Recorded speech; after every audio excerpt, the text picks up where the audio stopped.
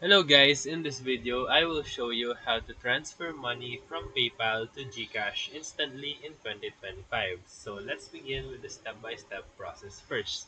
So step 1, open your PayPal app or log into your account via the website.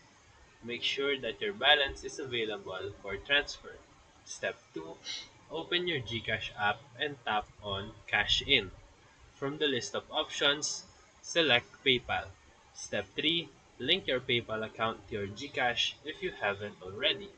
Just tap Link PayPal account and log in with your PayPal credentials. Step 4. Once linked, return to the Cash In page and select the amount you want to transfer. Be sure that you have at least 500 pesos in your PayPal balance to cash in.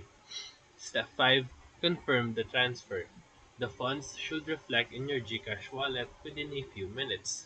You will also receive SMS and email confirmations from both PayPal and GCash. If you encounter delays, make sure that your PayPal email is verified and matches your GCash registered email. So if this video helped you, feel free to like and subscribe for more quick tutorials, reviews, and comparison videos. Thank you for watching.